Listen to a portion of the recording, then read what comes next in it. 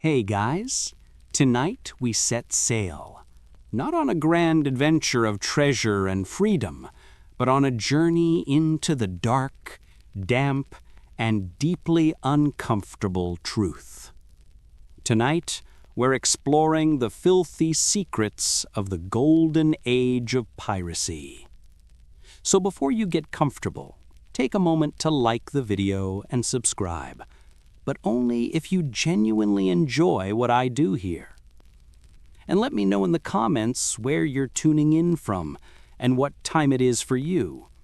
It's always fascinating to see who's joining us from around the world. Now, dim the lights.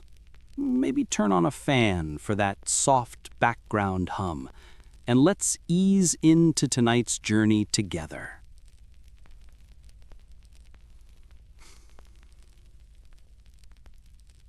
Forget the stories, forget the maps marked with an X, and forget the feeling of a clean salt spray on your face. The first thing you need to understand about a pirate ship is the smell. It is an assault on your senses, a physical weight, an atmosphere you wear like a wet, heavy cloak. It's not the clean, briny smell of the open ocean. No, this is something else. It's the smell of decay, of sickness, and of far, far too many people trapped in a tiny wooden box. As you step onto the deck, the creak of the wood under your boot is drowned out by the snap of the canvas sails above and the constant groaning rush of the sea. But the air is not fresh.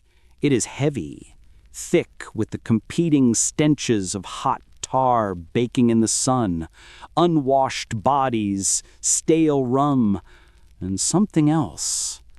Something rising from below your feet. A putrid, sour miasma that seems to cling to the very wood of the ship. This is the ship's perfume, and it is the first and most constant of its many filthy secrets. That terrible, inescapable smell has a source. It's leaking up through the floorboards, through every crack and seam in the hull. It's the smell of the bilge. The bilge is not just a part of the ship. It is a living, fermenting entity. It is the dark, unseen belly of the beast, located at the very bottom of the vessel. And into it, everything flows. Every drop of seawater that crashes over the decks, every leak that weeps through the hull, trickles down into this dark, sloshing cavern. But it's not just water. It's a soup, a putrid stew of everything the ship casts off. It's the spilled grog and rum, the soured dregs of beer, the grease from the cook's galley. It's the blood and guts from butchered fish or the occasional turtle. It's the vomit of seasick sailors, the urine that misses the buckets, and the rot of spoiled food. All of it, collecting in the dark, stewing together for weeks or months on end. This vile liquid sloshes back and forth with every roll of the ship, a constant, sickening metronome of decay. And in that soup, things grow. Rots that drown in the dark, their bodies bloating and dissolving. Insects, mold, and slimes that have never seen the sun.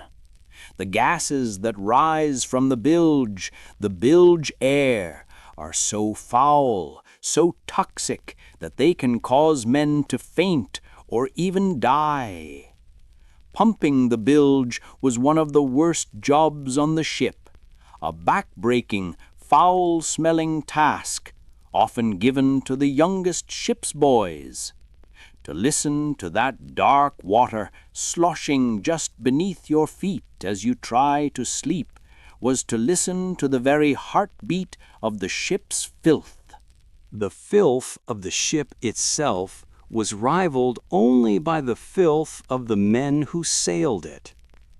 Your romantic image of a pirate is clean. He is dashing, with a white, puffy shirt, a clean red bandana, and perhaps a little eyeliner. The reality was far grittier. Fresh water was the most precious resource on any ship, more valuable than rum, more valuable at times than gold. It was kept in wooden casks and it was guarded jealously, because every drop was for drinking, and only drinking. You did not wash with it, ever. There were no showers, no baths. A pirate might sail for 6 months across the entire Atlantic without ever feeling fresh water on his skin, except for the rain.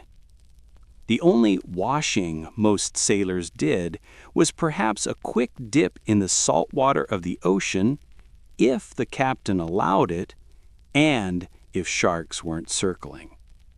But salt water, as any sailor knew, doesn't make you feel clean. It leaves your skin caked in salt, itchy and chafed. So most simply did not wash. Their clothes were just as bad. A pirate owned perhaps 1 or 2 sets of slops, the simple, loose-fitting clothes of a common sailor. He wore them every day and every night. He wore them while working the rigging, while sweating in the galley, while sleeping, and while fighting. They became stiff, caked with tar, sweat, blood, and grime. And these clothes were infested. Lice, fleas, and other biting insects were a simple fact of life. Sailors would sit on deck in the hot sun, picking the lice from the seams of their shirts, a grim pastime they called killing time. The only laundry that happened was dragging the clothes behind the ship on a rope, letting the ocean pound the worst of the grime out, before putting them on, still damp and still full of salt. This was the reality. 100 unwashed men, in clothes stiff with filth, all crammed onto a few 100 feet of wood. And the smell of the bilge was now joined by the smell of them. If the air on the ship was a trial, and the lack of cleanliness a torment, the food and the drink were a unique circle of hell. Let's begin with the water, that most precious, guarded resource. On a long voyage, water did not stay fresh. It was stored in wooden casks, deep in the hold, next to the sloshing, foul-smelling bilge. The casks themselves were often old, reused, their insides coated with a thin film of green-black slime from previous voyages. After only a few weeks at sea, the fresh, clear water you left port with began to turn. It became thick, slimy, and foul-tasting. Sailors described it as ropiness, a disgusting, viscous quality that made it cling to the cup. Algae bloomed in the darkness of the casks, turning the water a sickly green or brown. Bacteria flourished. To drink it, you had to hold your nose or try to strain the worst of the green slime through a dirty cloth. Even then, the taste was unbearable, a swampy, rotten flavor that clung to the back of your throat. This was the water that every man on board was rationed, perhaps a pint or 2 a day. And this is why they drank ale, beer, and rum. Not for pleasure, not at first, but for survival. Alcohol was the great sterilizer. The weak beer and ale stored in other casks might taste sour, it might be flat, but it was safer than the water. It killed the bacteria, it masked the foul taste of the cask, and it offered a small, dull comfort in a world of thirst. This was the first rule of the ship. Never, never trust the water. When it came time to eat, the options were simple and grim. There was no fresh fruit, no vegetables, no soft, warm bread. After the livestock brought on board, the chickens, the goats, the pigs, were eaten in the first week, there was only the barrel. And the barrel offered two things. The first was ship's biscuit. You may know it as hardtack. This was not bread. It was a bread-like object. It was a simple, brutal food. Flour, water, and salt, mixed together, rolled flat, and baked, and baked, and baked again. It was baked until it was not just dry, but petrified. It was baked until every molecule of moisture was gone, leaving behind a dense, gray cracker as hard as a piece of oak. This was the point. A food with no moisture could last for years. It would not mold, it would not rot, but it would attract life. The hardtack was stored in casks in the same dark, damp hold as everything else, and these casks became home to the weevil, a small, dark beetle that burrowed into the biscuit, laying its eggs. The eggs hatched into fat, white maggots, and the biscuit became a living, squirming colony. To eat it was a horrific ritual. A pirate would take his piece of hardtack, and in the sunlight he would tap it hard on the railing of the ship. He would tap and watch as the white squirming larvae and the black scurrying beetles fell from the holes onto the deck. They called the weevils the crew's little companions. But most sailors didn't bother with this. They developed a grim, practical secret. They simply ate the hardtack in the dark. What you couldn't see, you couldn't taste. The extra protein, as they grimly joked, was good for you. This was the sailor's bread, a brick of flour, salt, and insects, broken apart with a fist and softened, if you were lucky, in a cup of sour ale. The second and only other staple of the pirate diet was the meat. This was not fresh. This was salt junk, great chunks of beef or pork, preserved in the same way as the hardtack, with salt. But this wasn't a delicate sprinkle of seasoning. The meat was buried in a mountain of coarse salt and saltpeter, packed tightly into barrels, where it would set, sometimes for years.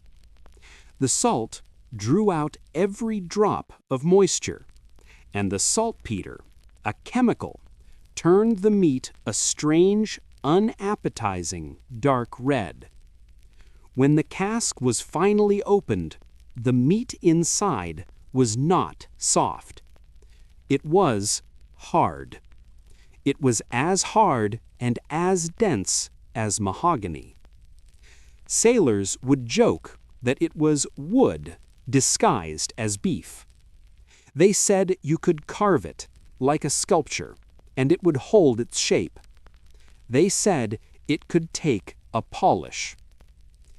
To even attempt to eat it, the ship's cook, himself often a pirate who had lost a leg or an arm, would have to soak the chunk of beef in water for hours, just to draw out enough salt to make it remotely edible. Even then, it was tough, stringy, and tasted less of meat and more of pure chemical salt. It was a jaw-breaking, soul-crushing food. The cook would chop this meat into small, unidentifiable pieces and throw it into a pot. He would add the broken, weevil-filled hardtack. He would add whatever slimy water he could spare, and he would boil it for hours into a thick, gray, bubbling sludge. This was dinner, a stew of insects, salt, and despair. It's no wonder, then, that pirates and all sailors of the age craved one thing above all else: something strong, something that could burn away the taste of the weevils and the sting of the salt, something that could make you forget, even for a moment, what you were about to eat. Rum.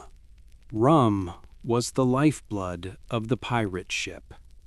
It was called Kill Devil or Demon Water, a harsh, fiery spirit distilled from the sugarcane molasses that was cheap, plentiful, and incredibly strong. For a pirate, rum was not a luxury, it was a necessity. It was medicine, it was courage, and it was a paycheck. But most of all, it was an anesthetic. It was the only thing powerful enough to make a man forget. Forget the filth, forget the weevils in his bread, forget the gnawing ache of scurvy, and forget the endless crushing boredom of the open sea. But drinking pure cask-strength rum on a floating wooden tinderbox filled with gunpowder and hot-tempered men was a terrible idea. Even pirate captains understood this. A crew drunk on pure rum was a crew that would fight, that would make mistakes, that would fall from the rigging or set the ship ablaze. And so, the most famous pirate drink was born not of choice, but of control. Grog. Grog was a simple, brutal invention. It was rum diluted with that slimy, foul-tasting water. The water made the rum go further. It stretched the supply. And the rum sterilized the water, killing the algae and bacteria, and masking the swampy taste with a hot, sugary fire. A pirate crew was given a daily ration, the daily tot, a small measure of this watered-down spirit doled out by the quartermaster, just enough to keep the demons at bay, just enough to make the world feel a little warmer, but rarely enough to get truly dangerously drunk.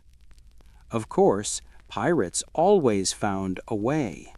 They would save their rations, trading them, gambling for them, all for the chance to achieve, even for a few hours, the sweet, numb oblivion that only rum could provide.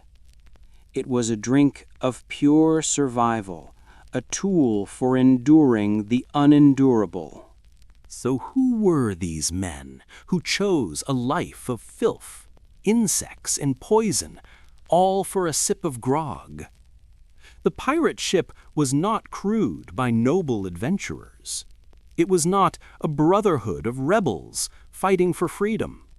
It was a floating, desperate collection of the lost, the damned, and the dangerous. It was a rogues' gallery of humanity's forgotten sons. Many were former sailors of the Royal Navy or merchant ships, men who had been pressed, kidnapped from taverns, and forced into a life of brutal discipline, terrible pay, and the constant stinging threat of the cat-o'-nine-tails. For them, piracy wasn't a choice for riches. It was an escape from a life that was even worse. They were joined by escaped slaves, men who had fled the sugar plantations of the Caribbean, men who saw the pirate flag not as a symbol of terror, but as the only symbol of freedom they had ever known. They were runaway apprentices, disgraced soldiers, drunkards and debtors, men with no future on land and nothing to lose at sea. And then there were the true predators, the murderers, the mutineers, the cold-blooded killers who thrived in the chaos, men who were drawn to the violence like sharks to blood. This volatile mix of desperation and brutality was a powder keg, and the only thing that kept it from exploding was the pirate code.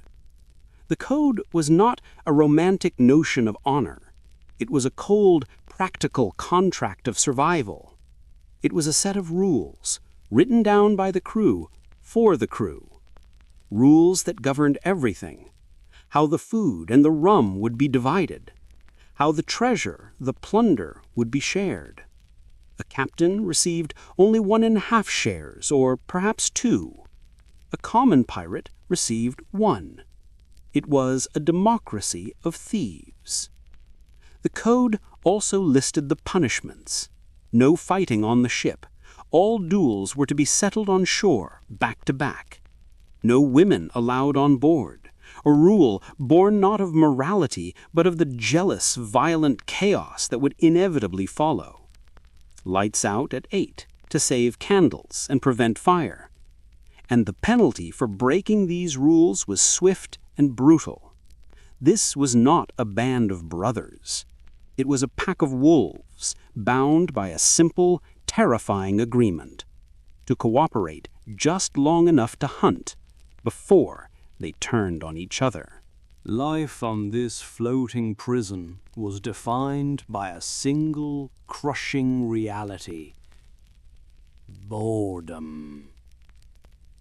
Endless, agonizing boredom. We imagine pirates in a constant state of adventure, swinging from ropes, firing cannons, burying treasure. The truth is that a pirate spent 99% of his life doing nothing. Nothing but waiting. Waiting for the wind to change, waiting for the rain to stop, waiting for the cook to boil the daily sludge, and waiting for a sail to appear on the empty, endless horizon. They were trapped on a few 100 feet of wood, surrounded by the same 50 or 60 filthy, irritable, dangerous men, day after day, week after week. To survive this vast empty time, they turned to vice, and the favorite was gambling. They gambled with everything. They diced, they played cards on decks so sticky with tar they had to peel them up. They gambled for their next day's ration of rum. They gambled for their share of the hardtack. They gambled for their lice they picked from their hair. They gambled for their boots, their knives, their shirts, until some men were left with nothing but the rags on their backs. Fights would erupt over a single coin or a suspected cheat. A stray word, a wrong look could end with a knife in the ribs. The pirate code kept the violence from consuming the ship, but the tension was always there, a low, simmering, hateful energy. This was the daily atmosphere of the ship. Not adventure, but a toxic, cramped, mind-numbing boredom, punctuated by sudden, desperate acts of violence. And as the days turned into weeks and the weeks into months, this boredom and this diet of insects and salt began to take a terrible physical toll. A sickness was brewing in the darkness of the hold, a secret far filthier than the bilge. Scurvy. Of all the filthy secrets on a pirate ship, none was more insidious, more foul, than the sickness that brewed within the men themselves. It was a slow, creeping decay, a disease born from the very diet of salt and dust. The sailors called it the plague of the sea. We call it scurvy. Scurvy is a disease of deficiency, a catastrophic collapse of the body caused by a total lack of vitamin C. On land, you get this from fresh fruit, from vegetables. At sea, on a diet of hardtack and salt junk, you get nothing. After 6 or 8 weeks with no fresh food, the sickness began. It started in the mouth. Your gums would begin to swell. They would turn a dark, purplish red, becoming soft and spongy like rotten fruit. They would bleed at the slightest touch. A simple bite of hardtack would send a gush of coppery, foul-tasting blood into your mouth. Then your teeth, one by one, would begin to loosen in their sockets.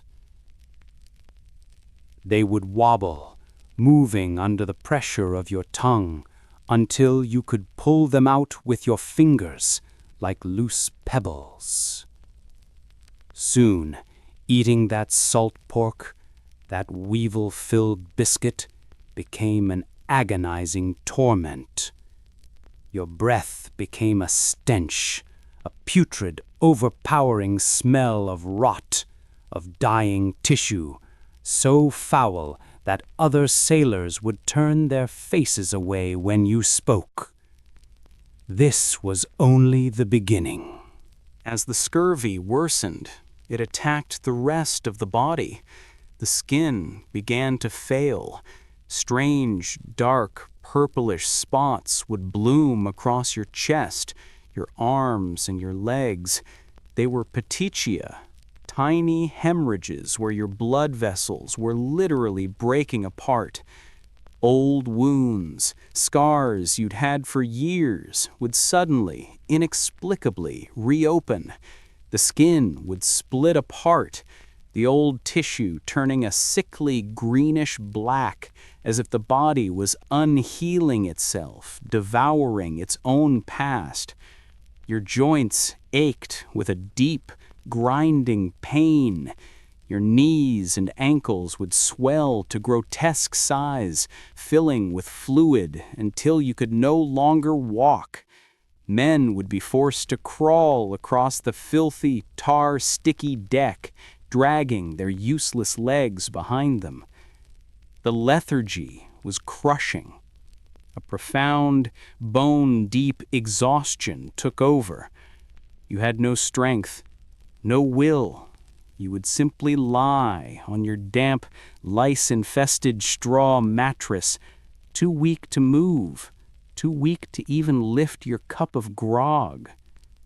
And as you lay there in the dark, creaking hold, your mind would begin to cloud. Depression, confusion, and terrifying hallucinations would set in.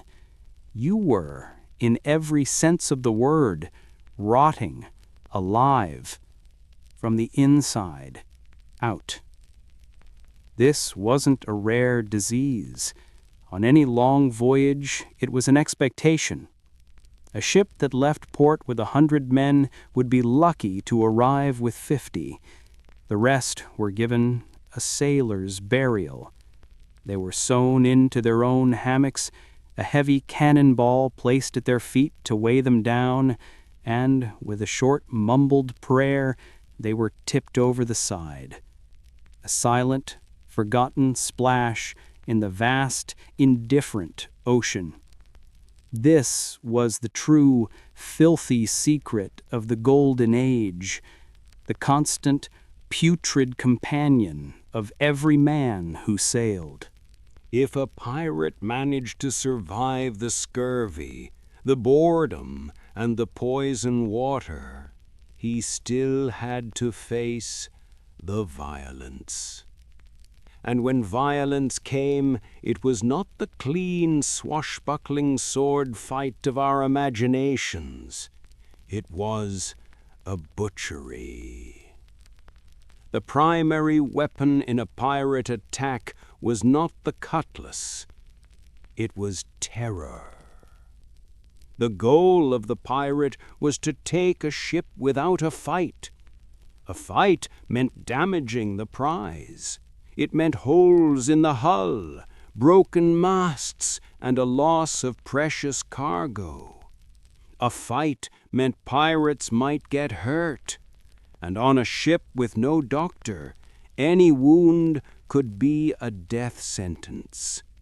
So they cultivated an image of pure demonic savagery. They flew the black flag, the Jolly Roger, a symbol that meant one thing: surrender or die. They would scream and howl like madmen. They would stick lit fuses, matches, into their beards and under their hats, so they appeared wreathed in smoke like demons emerging from hell itself. They would wave their axes and their cutlasses and their pistols. They would fire their cannons not at the hull, but at the masts, using chain shot, 2 cannonballs linked by a chain that would spin through the air and shatter the rigging, shredding the sails and bringing down the mast in a terrible, crashing, splintering rain of wood that would crush anyone on the deck below. They created pure, paralyzing chaos. And 9 times out of 10, the merchant crew, terrified and outmatched, would surrender immediately. They would strike the colors, and the fight would be over before it ever began. But if they didn't surrender, if the merchant ship dared to fight back, then the black flag was lowered and the red flag was raised. The Jolet Rouge, no quarter, no mercy, no survivors. When the red flag was raised, the battle became a harvest. It was a storm of lead, iron, and steel. The pirates would pull their ship alongside the merchant vessel, and grappling hooks, heavy, cruel claws of iron, would be hurled across the gap. They dug deep into the wooden rails, and with a terrible, groaning crash, the two ships would be locked together, side by side, and the pirates would swarm. This was not a duel. It was not a ballet of flashing swords. It was a brawl, a desperate, clumsy, and terrifying crush of men in a very small space. The pirates' main weapon was the blunderbuss, a short, wide-mouthed gun loaded not with a single neat ball, but with a fistful of anything: nails, scrap iron, glass, musket balls, rocks. It was a hand-held cannon designed to spray a wide cone of shrapnel and shred everything in its path. The noise was deafening. A single blast would fill the air with thick, choking, sulphurous smoke, and the screams of the men it hit. After that first shot, there was no time to reload. The pirates dropped their guns and drew their steel. The cutlass was the perfect pirate weapon. It was not the long, thin, elegant blade of a gentleman. It was a heavy, thick, curved machete. It was a tool for chopping. In the tangled chaos of the rigging and the cramped quarters of the deck, there was no room to lunge or parry. You hacked. You hacked through ropes. You hacked through wooden doors. And you hacked through men. It was a butcher's weapon for a butcher's job.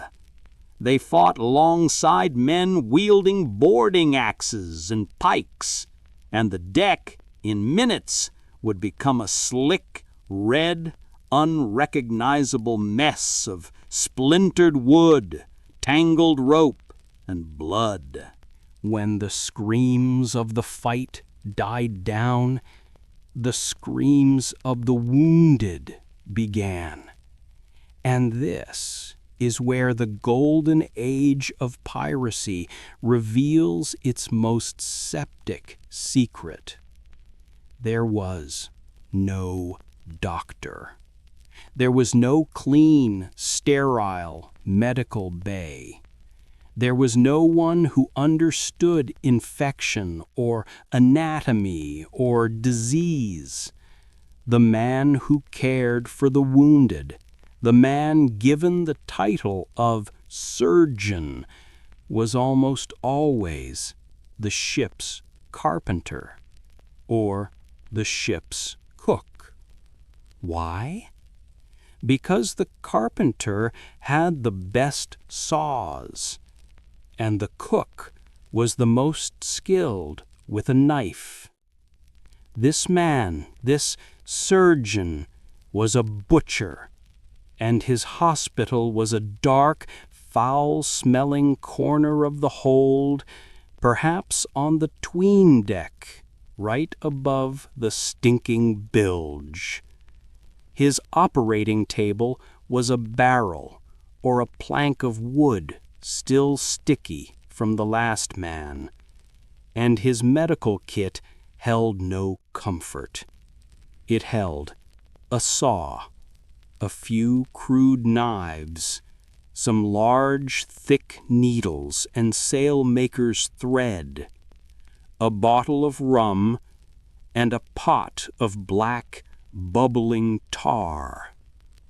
When a pirate was dragged below, his arm shattered by a lead ball, his leg torn open by a wooden splinter, he was not brought there to be healed. He was brought there to be processed. He would be given a massive swig of rum to dull the edge of his terror, and a leather strap or a block of wood to bite down on, to stop him from screaming or from biting his own tongue in two. 4 of the surgeon's mates, the strongest men on the crew, would hold him down, and the carpenter would get to work. For almost any serious wound to a limb, a gash from a cutlass, or a shattering break from a musket ball, there was only one treatment: amputation. The surgeon, the carpenter, would not be gentle. He would be fast. Speed was the only mercy he could offer. He would take his knife and make a single deep circular cut through the skin and the muscle, right down to the bone. Then he would take his saw, and he would begin to cut. The sound of the serrated teeth on human bone was a sound that men said haunted their dreams forever. It was a wet, grating, high-pitched shriek. The man on the table would thrash and scream, his voice muffled by the leather in his mouth. In less than a minute, the limb would be free, a useless, bloody piece of meat tossed into a bucket. But the ordeal was not over. Now the surgeon had to stop the bleeding. He did not have the time or the skill to carefully stitch every tiny, spurting artery. He had a faster and more brutal solution: cauterization. He or his mate would take a tool, an axe head perhaps, and place it in the galley's fire until it glowed a bright cherry red. Or, even more common, he would take a ladle and dip it into the pot of boiling black pitch, the same tar used to patch the hull of the ship. And he would press the glowing metal, or pour the boiling tar, directly onto the raw, open, weeping stump of the man's limb. The smell of burning flesh and hot tar would fill the entire hold. The scream was inhuman, a single agonizing shriek as the man's nerves were burned away. And if you survived that, if you survived the shock, the blood loss, and the agony, you now had to survive the infection. With no antibiotics, in the septic, filthy air of the hold, gangrene was almost a certainty. The stump would turn black, the rot would creep up your body. This was the filthy secret of a pirate's bravery. Most did not die in the glory of battle. They died, days later, delirious with fever, screaming in the dark. If a pirate crew survived the scurvy, the boredom, and their own internal violence, they eventually had to return to land. A ship could not stay at sea forever. The hull would become fouled, coated in a thick, dense carpet of barnacles and seaweed. A foul hull would slow the ship to a crawl, making it impossible to chase down new victims. The water casks would be empty, the hardtack and salt junk gone, and the men would be half mad, desperate for the feel of solid ground, desperate for the comforts of the shore. But a pirate ship could not simply sail into a respectable harbor like Boston or Kingston. They were outlaws, the enemies of all mankind. In any civilized port, a naval frigate and a hangman's noose would be waiting for them. They needed their own havens, places beyond the reach of law, beyond the grasp of kings and governors, places where the black flag could be flown with pride, places like the Pirate Republic of Nassau in the Bahamas. Nassau in the early 1700s was not a tropical paradise. It was not a clean, bright tourist resort. It was, perhaps, the filthiest place on earth. It was A city built by pirates for pirates. A sprawling, chaotic, temporary shanty town. The fort was a crumbling ruin. The houses were shacks built from shipwrecked wood, old sails and palm fronds. The streets were not streets. They were rivers of mud and filth. There was no sanitation. The harbor was a floating toilet filled with the dumped bilge water of 100 ships, the refuse from the taverns, the blood from the slaughterhouses, all of it festering under the hot, tropical sun. The smell that drifted from Nassau could be detected miles out to sea. A foul miasm of rum, rot, and disease. When a pirate ship, heavy with plunder, sailed into this republic, a kind of madness would descend. The boredom, the terror, the long months of deprivation exploded in a frenzy of indulgence. The treasure was brought ashore, great sea chests overflowing with coins, silver plate, silks, and spices. It was all piled when a pirate ship, heavy with plunder, sailed into this republic. A kind of madness would descend. The boredom, the terror, the long months of deprivation exploded in a frenzy of indulgence. The treasure was brought ashore, great sea chests overflowing with coins, silver plate, silks, and spices. It was all piled onto the beach and divided precisely according to the ship's articles. A man who had been a starving, beaten sailor 6 months ago, now found his pockets, his hands full of silver, more money than he had ever seen in his life. And in Nassau there were so many ways to spend it. The town was nothing but taverns, gambling dens, and brothels. The pirates would stumble ashore, and they would not sleep for days. They would drink not the watered-down grog of the ship, but pure, uncut rum. They would drink until they could not stand. They would lie in the muddy streets and pour the rum onto the ground, simply because they could. They would gamble with a mad, desperate joy. A pirate would walk into a tavern with a bag of gold and, 2 hours later, walk out with nothing. He didn't care. It wasn't real to him. The money was just a way of keeping score. The real treasure was the act of spending it, of feeling for one glorious, chaotic moment like a king. They would buy absurd things. They would buy expensive silk robes and trail them through the mud. They would buy powdered wigs and wear them on their filthy, lice-infested hair.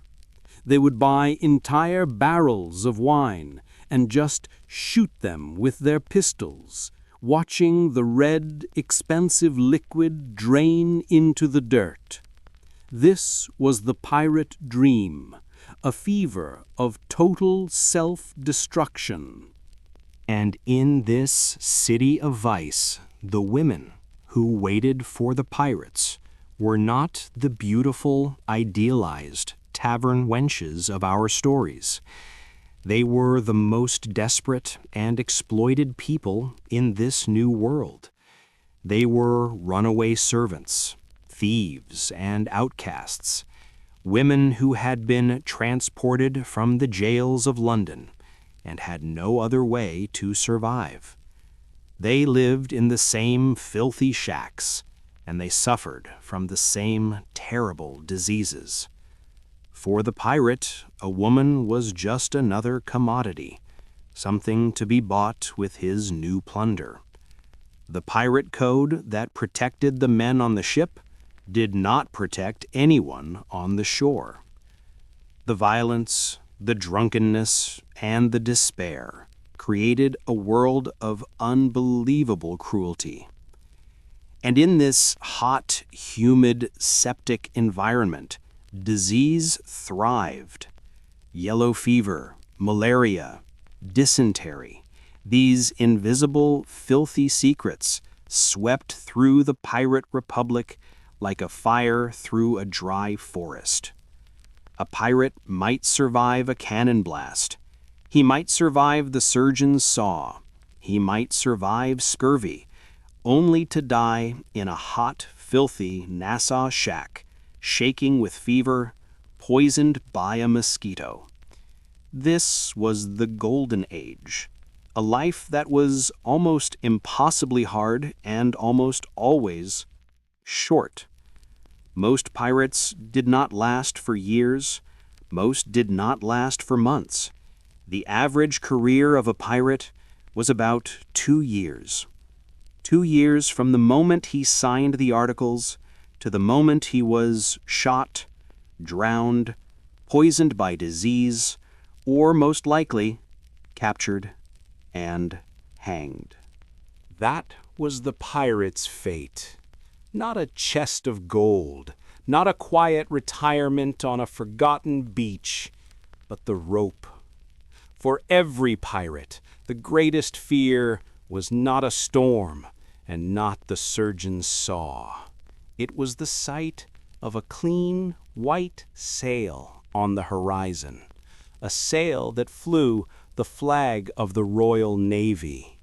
A Navy frigate was a shark of the sea.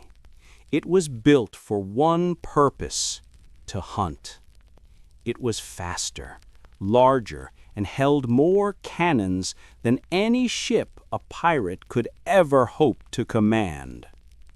When a pirate ship, heavy with plunder and slow from its fouled hull, spotted that terrible white flag, a cold, silent panic would set in. There was no glorious fight. There was no swashbuckling battle. There was only a chase. The pirates would dump everything. They would throw their cannons overboard to lighten the ship. They would throw their stolen silks, their barrels of wine, even their precious chests of silver into the waves, anything to gain just one more knot at speed. But the frigate would always gain. Hour after hour, the naval ship would get closer and closer, until the pirates could hear the snap of its clean white sails, until they could see the dark round mouths of its cannons. A single warning shot would fire, a cannonball skipping across the water, and the chase was over. The pirates would strike their colors, lower the Jolly Roger, and wait for the chains. The journey back to port was one of quiet dread. The pirates, who had been masters of their own ship, were now prisoners, clapped in irons in the dark, wet hold of a naval vessel. Their trial was a formality, a piece of grim theater. Piracy was a special kind of crime, hostis humani generis, enemies of all mankind. You were not tried in a normal court. You were tried in a special admiralty court, often right on the deck of the ship that caught you. There was no jury of your peers. There was no lawyer to defend you. The judges were the naval captains, the very men who had hunted you. The evidence was simple. Were you on the pirate ship? Did you have a share of the plunder? Did you sign the articles? If the answer was yes, the verdict was guilty. The sentence was always the same: death, to be hanged by the neck until you are dead. The pirates would listen to this sentence, some with a defiant sneer, others in total, shaking terror. They would be held in a dark stone prison or the hold of a ship, waiting for the day of their execution. This was the end of the Golden Age, not in a blaze of glory, but in a dark, damp cell, waiting for the hangman. The execution was a show. It was the final, filthy secret. It was a public festival of death. In London, the most famous pirates were marched from Newgate Prison in a cart all the way to Execution Dock. This was a gallows set on the muddy banks of the River Thames. It was a place of shame. The crowds would be enormous, thousands of people, men, women, and children. They would gather as if for a fair. They would buy beer and pies from vendors. They would pay for a good spot, a window in a tavern that overlooked the gallows. The pirate would be brought to the scaffold. He would be allowed to make a dying speech. This was his last performance. Some would confess their sins and warn the crowd against the demon rum. Others would be defiant. They would curse the king. They would spit at the crowd. They would say that their only regret was that they hadn't stolen more. Then the hangman would get to work. He would place the rough hempen rope around the pirate's neck. But this was not a quick death. It was not the long drop that snapped the neck. This was the short drop. The cart would be pulled away, and the pirate would drop only a foot or two. The rope would not break his neck. It would just tighten, and the pirate would strangle. He would dance the hempen jig, kicking and twitching, his face turning a dark purple, for 5, 10, 20 minutes, while the crowd watched. And as a final gruesome warning, the body would be cut down and tarred. It would be coated in the same black pitch from the ship, and it would be placed in an iron cage, a gibbet, and it would be hung at the mouth of the harbor, left for years, a black, rotting skeleton picked clean by the gulls, a final terrible reminder of the true cost of the filthy secrets of a pirate's life. And so, this was the Golden Age, a short, brutal, and filthy chapter of history, a story that has been completely rewritten. We have taken this septic, desperate reality and turned it into romance. We scrubbed the filth from the decks. We took the scurvy out of their mouths. We replaced the stinking, lice-ridden slops with silk sashes and leather boots.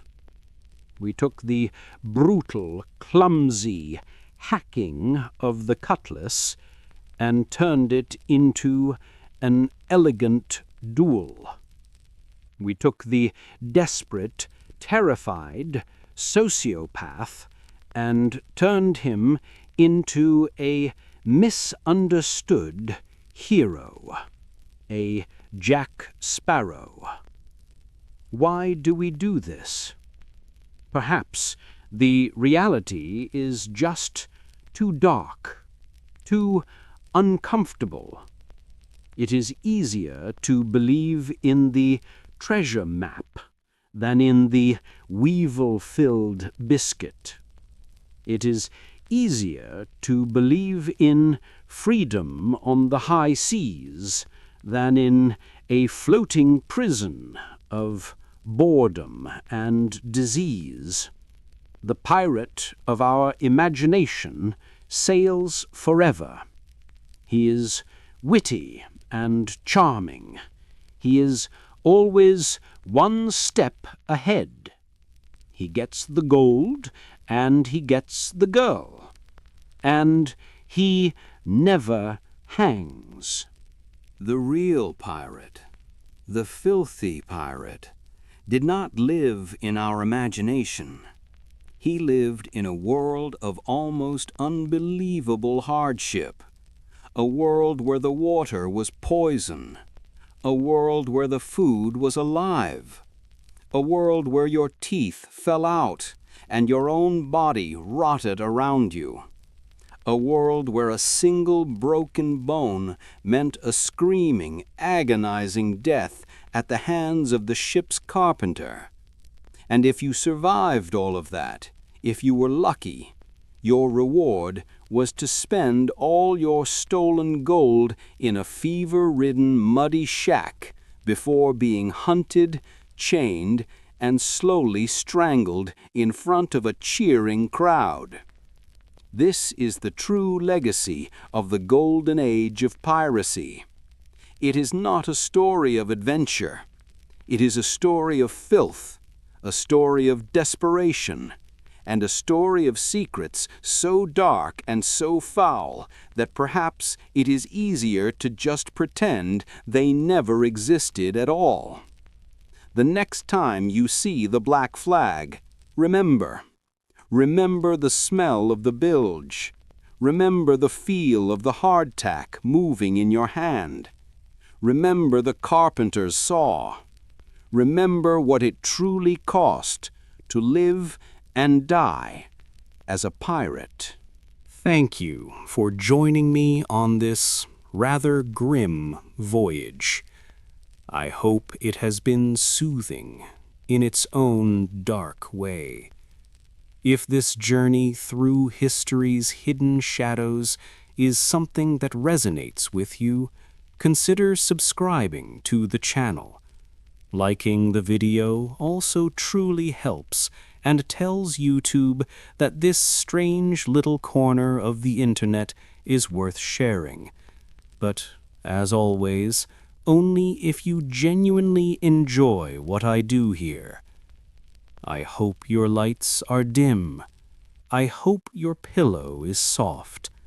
And I hope you can now drift off into a peaceful and dreamless sleep. Good night.